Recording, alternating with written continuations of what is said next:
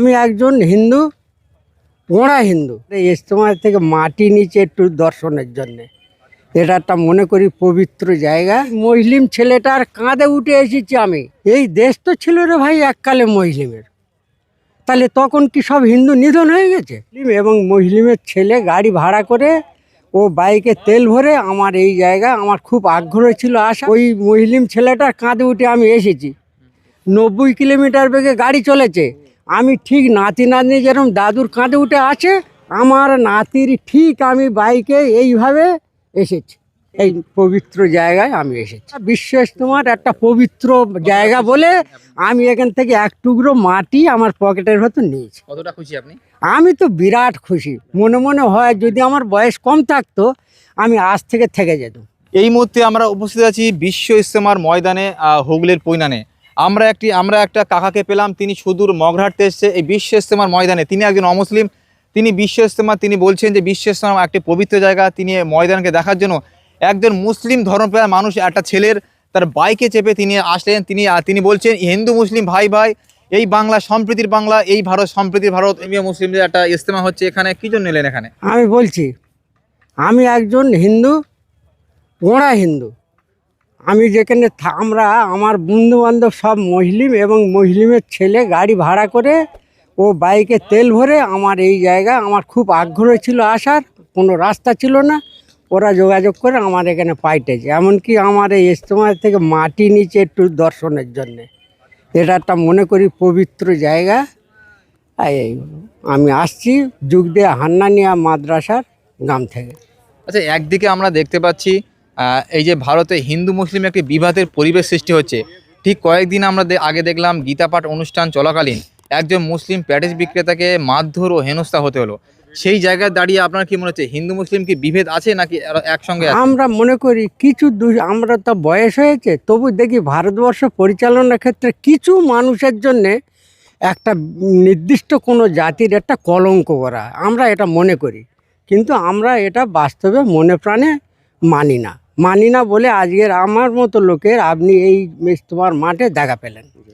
মানে কোনো ধর্মই মানুষকে শেখায় না, একটা মানুষ আটটা মানুষকে মারতে। কোনো ধর্মই বলে না যে একটা ধর্ম আটটা ধর্মকে আঘাত করতে, কি বলে? হ্যাঁ, এটার বেলা এই জায়গাটা বলি আমরা, প্রতি ধর্মের, এরা তো বলছে প্রতি ধর্মে তার কাছে তার ধর্ম বড়, কিন্তু অন্য ধর্মের ভক্তি করে প্রতি মানুষটা। আজ আমরা যারা দেখছি ভালো মানুষগুলো, যারা ধর্মের প্রতি কারো ঘৃণা নেই, এবং যেটা আমরা হিন্দু মুসলমান বলি এটা খুব খারাপ জিনিস।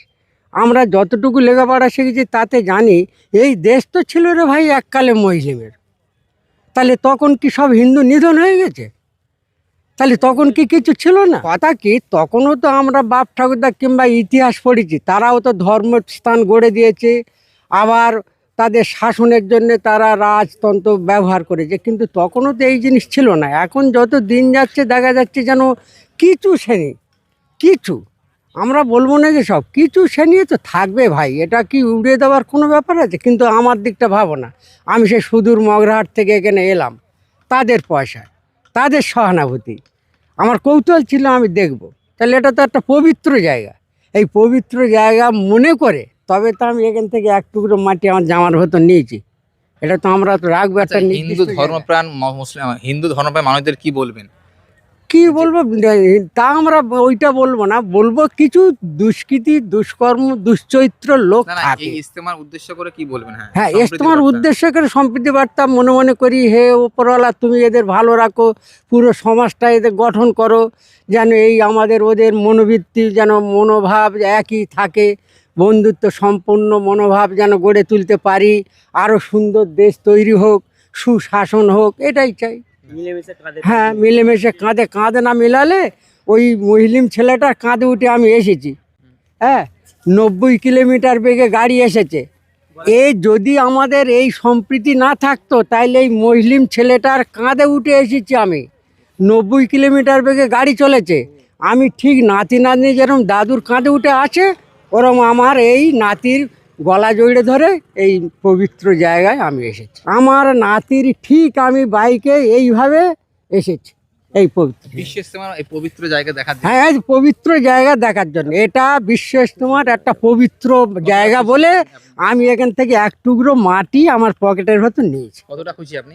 আমি তো বিরাট খুশি, মনে মনে হয় যদি আমার বয়স কম থাকতো আমি আজ থেকে যেতাম, কিন্তু আমার হার্টের পেশেন্ট, আমি হার্ট অপারেশন, সেটা আমার দ্বারা সম্ভব হয়নি। এই মুহূর্তে আমরা উপস্থিত আছি বিশ্ব ইজতেমার ময়দানে, হুগলির পৈনানে। আমরা একটা কাকাকে পেলাম, তিনি সুদূর মগরাহাট থেকে এসেছে এই বিশ্ব ইজতেমার ময়দানে। তিনি একজন অমুসলিম, তিনি বিশ্ব ইজতেমা, তিনি বলছেন যে বিশ্ব ইজতেমা একটি পবিত্র জায়গা। তিনি এই ময়দানকে দেখার জন্য, একজন মুসলিম ধর্মপ্রাণ মানুষ, একটা ছেলের তার বাইকে চেপে তিনি আসলেন। তিনি বলছেন হিন্দু মুসলিম ভাই ভাই, এই বাংলা সম্প্রীতির বাংলা, এই ভারত সম্প্রীতির ভারত, এই ভারতে যারা বিভেদ সৃষ্টি করছে তাদের বিরুদ্ধে তিনি বলছেন যে হিন্দু মুসলিম একে অপরের কাঁধে কাঁধ মিলিয়ে আগে যেমন ছিল এখনও তেমন আছে।